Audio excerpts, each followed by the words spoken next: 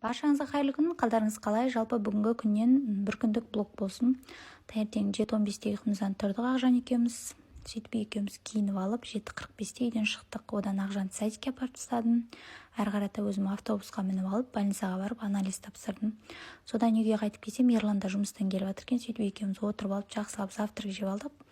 Одан посудаларымды жуып тастадым. Содан үйге нан бітіп қалған.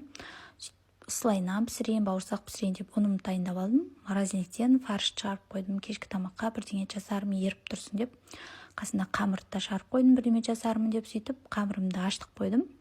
Қарын тойды, үй тірлігі бітті. Сөйтіп 1 сағат демалып алайын деп 1 сағат ұйықтап тұрдым. Одан төсектерді реттеп жинап алып, мана ашытып қойған қамырым жақсы болып көтеріліп ашып тұр екен. 2 суала нан жасап қойдым. 1 суаласынан ыстық бауырсақ тамақпен қосып жейміз деп жасап алдым. Жақсылап оны да қызартып қуырып алдым. Одан кейін кешкі тамаққа картошка, пюре қылып қайнаттым. Одан котлет пісірдім жақсылап. Сочный, мочный, қып-қызыл қылып қараңыздаршы. Күшті болып шықты.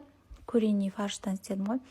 Картошкам да дайын, қазір езу керек бұны. Қасына гарнирге макарон вермишель қайнаттым. Сөйтіп нанымның түріне қараңыздар, ма ятай. Черный шоколад болып кеткен ғой. Сізде осындай жағдай бола ма? Жалпы қыздар ұмытып кетесіздер ма? Күйіп кетеді ғой.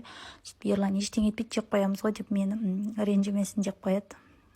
Сөйтіп кешкі тамақ осындай болды қыздар, жалпы менде.